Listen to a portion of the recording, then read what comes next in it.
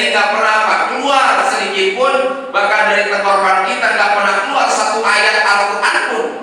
Kata Nabi, ya, barang siapa yang dari tenggorokannya nggak pernah keluar satu huruf Al-Quran, maka orang tersebut bagaikan kuburan. Tuh, nggak pernah ngaji tuh, satu huruf Pak, satu huruf aja, nggak pernah tuh. Kata Nabi apa? Orang itu bagaikan seperti kuburan. Kira-kira kuburan sepi apa ramai? Sepi tuh. Kuburan sepi Pak, ada rumah gede potongan Spanyol, tapi nggak pernah dibacain Al-Quran, nggak pernah baca, nggak pernah sholat tuh orang yang di dalamnya. Kira-kira gimana? Nggak enak kan, rumah gede tinggi tingkat sebagainya, tapi penghuninya jauh daripada Allah, angker. Tapi kalau ada gubuk, rumahnya gubuk, tapi di dalam penghuninya ada orang sholat, ada baca Quran, enak tuh. Nah ini zikir. Ya, Pak Izan nazartu ila ummati, kata ini Allah Ta'ala, aku malu ketika lihat apa? Ada sekelompok manusia yang sedang memakmurkan rumahnya Allah Subhanahu wa Ta'ala. Ya, ini mahal Pak, harga mahal nih. Ya Allah, kalau udah begini berarti apa? Allah masih sayang kepada itu penduduk bumi. Ada yang nanya, apakah yang kejadian itu pasal Allah nggak sayang? Sayang. Ya, sayang cuma diingatkan doang. Pada siapa? Kepada kita, diingatin semuanya tuh. Ini cuma segini doang. Ya, segini doang. Ayo, mungkin banyak orang-orang yang kubur, banyak orang-orang yang apa? Lupa akan nikmat Allah Subhanahu wa Ta'ala. Kita jangan lihat dari kemaksiatannya, kita jangan lihat daripada kemungkarannya, tapi lihat, ya, lihat siapa yang melakukan itu teguran langsung. Kepada siapa? Kepada penduduk bumi ini. Nah, tinggal bagaimana kita doang. Tinggal bagaimana tempat-tempat kita. Ya, musibah silih berganti, seakan-akan tidak mau berhenti. Ya, makanya di zaman Nabi Allah Nuh alaihissalam azab juga turun. Ya, azab itu bisa tertahan gara-gara siapa? Ya, bukan hanya Allah, bukan hanya Allah.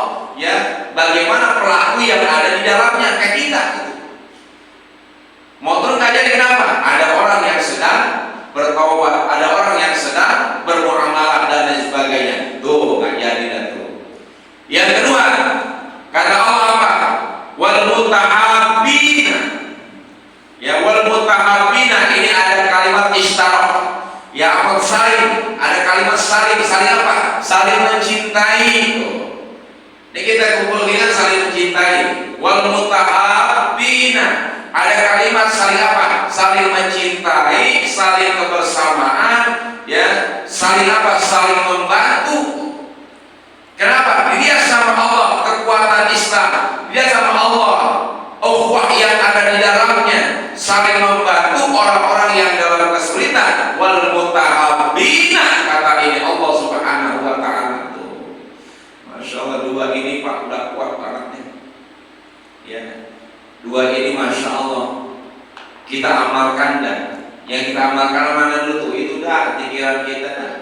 Emang pikiran kita dari dulu itu mulu yang didikan sama orang tua kita. Ratib emang dari dulu. Yasin emang tiap malam Jumat.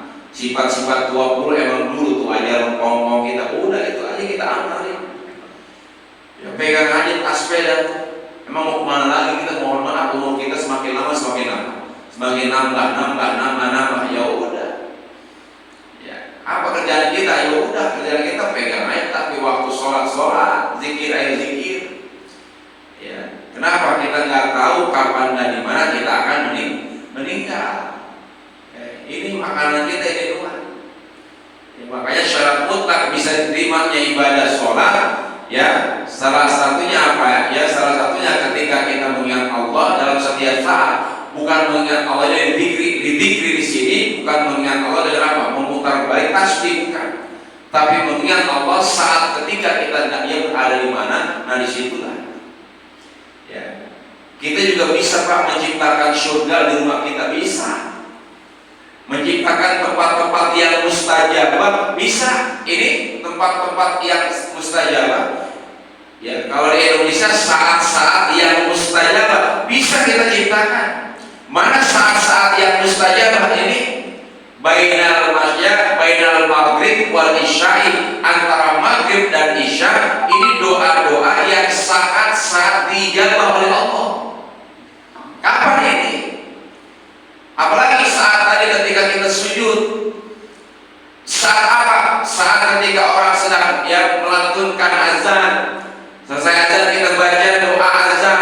Itu saat-saat yang mustajabah. Kapan lagi masuk waktu asar ketika Jumat sore? Ibnu Abbas mengatakan kau berdoa di saat apa? Saat matahari menjelang apa? Menjelang terbenam. Saat kapan? Saat Jumat sore. Disitulah saat-saat yang mustajabah. Kalau di Mekah Madinah jangan tanya, itu bukan saat yang mustajabah, tapi tempat yang paling mustajabah. Kenapa? Saat kita berdoa, saat itu pula dikabulkan oleh Allah Subhanahu wa Ta'ala. Jadi surga itu Pak bukan punyanya, bukan hanya di Mekah dan Madinah doang. Orang berangkat umroh, masya Allah, oh enak banget di sana, kayaknya surga dekat, kayaknya Allah dekat banget dengannya, enak banget tuh. Nah, pertanyaannya kalau enak di sana, bawa tuh surga ke rumah tangga, bawa tuh surga ke kampung halaman. Jadi seorang udah berbuat kebaikan di tanah suci, di Masjidil Haram, pahalanya seperti berapa? 100.000. Sholat berjamaah di Masjidil Haram nilai pahalanya 100.000, masya Allah. Setiap kali sholat jatuh asar 100.000, terus berarti dikalikan berapa ratus ribu. Pulang ke tanah air, amalnya udah banyak, katanya kenapa nggak sholat lagi? Oh, di sana saya udah banyak amal. Salah nih, aplikasinya salah nih. Ada tuh dulu tuh, ada orang pergi haji 40 hari, kembali ke tanah air, kemudian nggak ke masjid, nggak sholat. Jawabannya apa? Amal saya sudah banyak. Kenapa? Di sana kan satu waktu kita sholat di Masjidil Haram, nilai pahalanya 100.000. Masya Allah. Saya 40 hari di sana, berarti masih banyak tuh pahala saya, nggak perlu sholat lagi sampai mati Pak tuh. Bukan begitu pengamalannya. Itu di sono, di Masjidil Haram dan di Masjid Nabawi. Jadi orang pada berbondong-bondong, yang rajin itu ibadah sana, nah balik ke sana, balik dari sana, balik ke Indonesia, bawa lagi. Bawanya gimana? Ayo kalau di sana sebelum waktu sholat udah masuk dah. Jangan jauh-jauh dah Pak. Jumatan aja nih di kampung kita, Jumatan. Dulu masih saya sanawiyah. Itu jam 11 aja waktu zuhur di Masjid Al-Iqayah, waktu zuhur jam 12. Jam 11 aja masjid sudah penuh. Tuh, tak ingat banget. Orang-orang dulu waktu zuhur masih lama, jam 12-an. Masjid Al-Iqayah jam 11 udah penuh. Masjid-masjid yang lain juga begitu. Itu tahun 89-an. Tapi sekarang kadang-kadang orang sholat Jumat dibarengin naik rukun khotbah 2 udah. Tuh, hati-hati Pak. Nilai pahalanya apa? Nilai pahalanya dapat yang mana? Alasannya banyak. Jadi kompor dulu di rumah, di ngerokok atau di ngopi, kedengeran azan atau mulai mandi. Nah, kau usah tahu, kan saya sendiri khotbah khotib Jumat. Ketika saya naik mimbar, turun khotbah, turun di rukun yang pertama, naik ke rukun yang kedua, innal hamdalillah, baru pada datang kelihatan. Tuh, lah ngapain lo tuh gimana? Lo udah kan yang namanya Jumat Pak duduk, nggak boleh ngobrol. Masih mendingan Pak, ada yang udah Allahu Akbar, lo datang dapat apaan? Tuh, nah ini nih daya pikir yang manusia nggak paham. Padahal tuh nilai pahalanya luar biasa. Saya pernah ditegur sama pengurus masjid, karena masukan dari jamaahnya mungkin, Ustaz, khotib jangan cepat-cepat Bang, ada yang protesnya, itu ketinggalan. Siapa suruh di rumah dulu? Tanya tuh orang-orang rumahnya apa? Kompor dulu katanya, di ngobrol dulu. Kalau saya waktu itu berapa lama Pak? 15 menit sama sholat, karena 10 menit. 10 menit. Bukan masalah buru-burunya, santai, kita santai. Nah itu pada manusianya lagi. Yang ngapain dulu di rumah? Apalagi rumah dekat masjid. Tuh. Kecuali mungkin kita sedang usaha, bawa kendaraan dan lain sebagainya. Nah ini, ya. Jadi kepada pokok masalah wal mutahabbina, saling mencintai dan lain sebagainya. Kemudian wal mustaghfirina bil ashar saratu adabi anhum. Nah, wal mustaghfirina, ada sekelompok manusia yang apa? Yang istighfar, yang minta ampun kapan? Menjelang masuk waktu subuh. Saratu, ya, adabi anhum, kata Allah apa? Maka azabku aku tunda dulu, aku pindahkan ke tempat yang lain. Tempat yang lain yang mana? Enggak tahu. Ya. Wabil ya wal mustaghfirina bil ashar. Bil ashar itu wahum yastaghfiruna dalam Al-Quran. Bil ashar itu antara menjelang subuh. Taruhlah setengah 4, karena subuh jam berapa? Ya, subuh jam 4 lewat 5 tuh, setengah 4 itu, ya. Wal mustaghfirina bil ashar, ya, ada orang-orang yang istighfar, mohon ampun kepada Allah saat apa? Bil ashar, ya, saat di pagi hari, antara apa? Antara setengah 4 itu, ya, masuknya waktu mau subuh, di istighfar tuh. Saratu adabi anhum, saat itulah aku tunda azabku, aku pindahkan ke tempat yang lain. Kemana? Ke Cina, ya, ke tempat-tempat maksiat. Nih, ya, setengah 4 itu Pak. Kalau bahasa ulama begini, setengah 4 itu, ya, antara maghrib dengan waktu menjelang subuh itu ada yang namanya malaikat sip-sipan. Bukan orang kerja doang sip-sipan, malaikat juga sip-sipan. Nih yang mereka sekarang nih sip-sipan nih Pak nih, ya, lagi apa? Lagi ngerti kita nih, lagi kontrol nih, ya, dilihatin dan dicatat. Makanya beruntunglah orang-orang yang hadir di tempat-tempat majelis ilmu. Kenapa? Malaikat memohonkan ampun, dicatat tuh segala kebaikan-kebaikan. Makanya fadilah orang yang menuntut ilmu, walaupun dia cuma duduk aja udah. Dia duduk aja, nggak megang kitab, nggak megang pulpen, nggak megang pensil, dia cuma ngangguk aja, ya, dia cuma senyum aja, ya, nilai pahalanya sama, udah dapat ampunan tuh, ya. Makanya pada orang untuk ilmu luar biasa, tinggi, besar, banyak tuh harganya, sampai binatang-binatang yang ada di darat maupun lautan, ngapain? Mengucapkan istighfar kepada siapa? Orang yang menuntut ilmu. Dia lagi belajar karena kan ada tuh di Cianjur tuh lagi belajar tuh di pondok pesantren tuh, di sekolah lagi ngaji, ketiban runtuhan meninggal, syahid Pak, syahid dunia. Kenapa? Lagi jihadnya apa? Nuntut ilmu. Cuma begitu doang tuh, diampuni sama Allah Subhanahu wa Ta'ala. Ya, bagaimana menjelang subuh tuh, udah kita baca dan kita hafal, istighfar aja dah yang kita mampu. Apa yang kita mampu? Istighfar aja udah. Udah, makanya Nabi Allah Adam alaihissalam, ya, ketika taubatnya diterima oleh Allah Subhanahu wa Ta'ala, apa istighfarnya? Rabbana zalamna anfusana wa illam taghfir lana wa tarhamna lanakunanna minal khasirin. Itu istighfar Nabi Adam. Ya, Nabi Allah Yunus istighfarnya la ilaha illa anta subhanaka inni kuntu minal zalimin. Ya, kemudian istighfarnya para nabi yang lain, istighfarnya Nabi Allah Ibrahim, apa tuh? Ya nar kuni bardan wa salaman ala Ibrahim. Kalau Nabi Adam istighfarnya luar biasa. Kesalahannya satu, ya, kesalahannya satu, ditebusnya apa?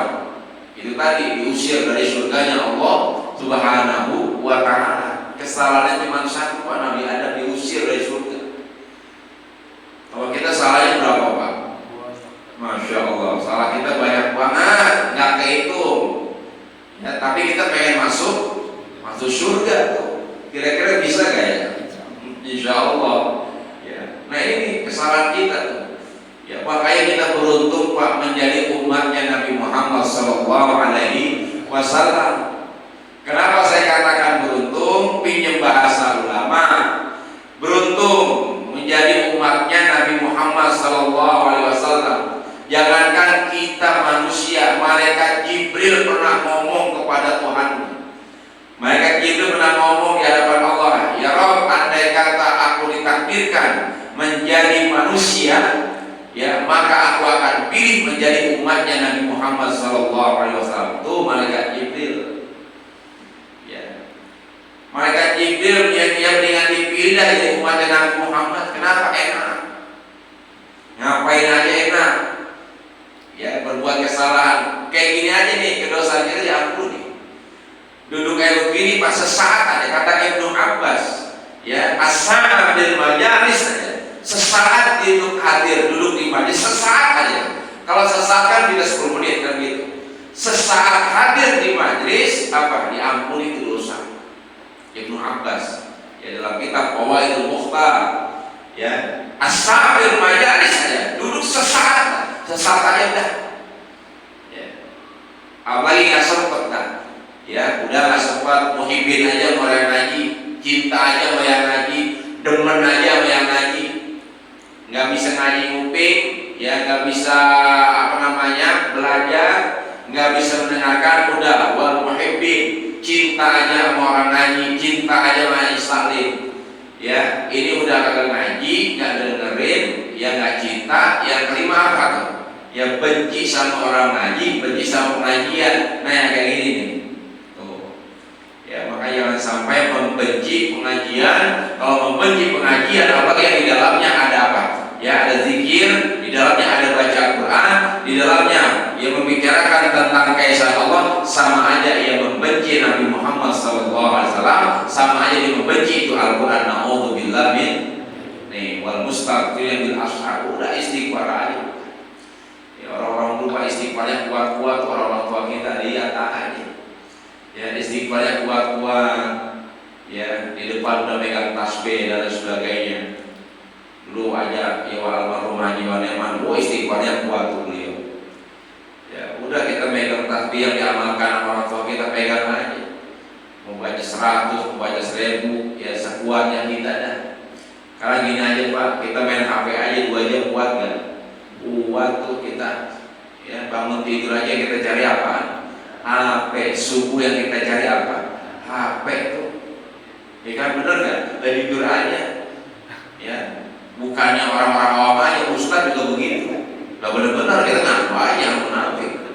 Yang kita pegang apa itu, lihat aja TikTok dan macam-macam. Ini Al-Quran yang bakal belain kita. Ya kita baca Al-Quran yang mau megang baru berapa ayat, udah muak dan ya. Satu ayat, tapi masih apa? Masih dapat balasan juga, masih dapat nilai kebaikan juga. Ya. Nih, karena apa aja udah ada di dalam dalam HP dan mau ngaji silakan di situ. Ya tinggal bagaimana kita untuk apa? Untuk memilah dan memilih. Nih, jadi 3 murkanya Allah, ya sehingga ditahan oleh Allah Subhanahu Wa Taala. Kenapa? Karena tadi ya wal mustaghfirina bil ashar saraftu adzabi anhum, ya maka apa? Ya ditunda dulu itu azabnya oleh Allah Subhanahu wa taala. Masya Allah Pak. Ya kita nggak tahu di akhir zaman, ya kita nggak tahu ya bagaimana perkembangan ya seterusnya. Tapi apa masih banyak ulama-ulama, masih banyak orang yang bangun di tengah malam, ya masih banyak anak bayi yang menangis, ya yang masih minta susu dan sebagainya, masih banyak bilang melata, insya Allah azab Allah tidak akan turun. Ya walaupun turun yang kecil-kecil lah, cuma teguran-teguran doang kan begitu.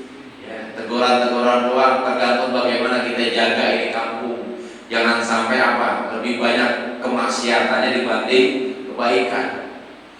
Ya itu ada ulama besar Habib Ali bin Muhsin Al-Attab, itu wali Pak. Ya di Bungur soalnya Jakarta Pusat. Ya beliau orang soleh, ya beliau wali, ya rumahnya kebakar. Kenapa? Karena di tengah-tengah rumahnya itu kampungannya udah nggak asik lagi, udah nggak kondusif. Kenapa? Banyak orang berbuat maksiat, mohon maaf, yang mabuk, yang judi. Jadi doanya tertutup. Tertutup kenapa? Tertutup dengan kemaksiatan. Ya beliau sudah berdakwah ditentang, ya udah. Akhirnya beliau hijrah kemana? Ke Condet. Ya, sampai sekarang tuh kampung nggak aman. Kenapa itu tadi? Keberkahan itu, na'udzubillah, alhamdulillah kita bersyukur dijaga Kalsapa setiap pagi, malam, maghrib banyak pengajian, tinggal kita pilih doa udah. Ya. Sekarang subuh, masya Allah kalau sholat subuh penuh semua Pak, penuh sampai ke rumah-rumah. Ya penuh Pak, alhamdulillah. Ya, musola hidayah pasok kalau pagi sholat subuh, masya Allah. Saya kadang sering keliling tuh kalau sholat subuh. Keliling, masya Allah masjid ini penuh, alhamdulillah. Ya musola waktu kecil, ya penuh, ya sampai 5 sholat alhamdulillah. Apa itu soleh gimana? Ya. Yang penting istiqomahnya, bukan masalah penuhnya, tapi istiqomahnya. Ya sholat subuh itu berat Pak. Ya. Berat tapi luar biasa dari pahalanya. Itu makmurkan rumah-rumahnya Allah. Udah Allah mau azab kajian kenapa? Ada orang sedang sholat subuh berjamaah ngajar itu, ya azan, kumandang dan sebagainya. Di mana tempat sekarang orang sudah sadar Pak. Masuk azan langsung buru-buru mereka bergerak. Ya kemana? Untuk melaksanakan sholat berjamaah cakep tuh. Ya azan dan tuh tinggalkan semua. Kenapa? Ingin mengharap keberkahan. Takut akan apa? Takut akan azabnya Allah. Takut akan apa? Tegurannya Allah Subhanahu wa Ta'ala. Ya, asar pun sama begitu bergegas. Tinggalkan semuanya. Kenapa? Kalau kalian berkah, mulia begitu. Sama Jumat juga begitu. Ya, Jumat bergegas dah tuh. Udah duduk, ya kita baca Quran dan lain sebagainya. Ya, jangan dipasin banget. Ya, jangan dipasin sama zuhur, jangan dipasin banget. Ya khutbah kedua baru berangkat dah tuh. Padahal diri udah ngasih tahu bang udah berangkat, ntar tanggung ya, tanggung Indonesia tanggung. Nah ini nih ya. Alhamdulillah ya masih banyak orang-orang yang bermunajat. Kita bersyukur pada mereka bukan ulama doang doanya. Kita nggak tahu nih ya ada orang-orang soleh yang ditutup oleh Allah, itulah doanya yang sangat mustajab. Kita nggak tahu ya. Di antara kita juga di sini yang kalau ngaji setiap malam satu, masya Allah banyak nih 40 orang yang hadir malam hari ini. Ya ada 40 orang. Jadi itu malaikat Pak, malaikat ini, malaikat banyak kumpul di sini tuh. Ya ada 10 orang campur dengan malaikat. Ya insya Allah doa kita dijawab oleh Allah Subhanahu wa Ta'ala. Amin ya Rabbal. Mudah-mudahan ya bukan sekedar kita dengarkan nih ya firman Allah dalam hadis kursinya. Murkanya Allah tertahan dengan kita sering memakmurkan rumahnya Allah, istighfar dan saling mencintai karena Allah Subhanahu wa Ta'ala. Al-Fatihah. Wabillahi minasyaitonir rajim. Bismillahirrahmanirrahim. Alhamdulillahirabbil alamin arrahmanir rahim maliki yaumiddin. Iyyaka na'budu wa iyyaka nasta'in. Shiratal mustaqim. Shiratal ladzina an'amta 'alaihim ghairil maghdubi 'alaihim waladdallin. Amin. Ya Rabbana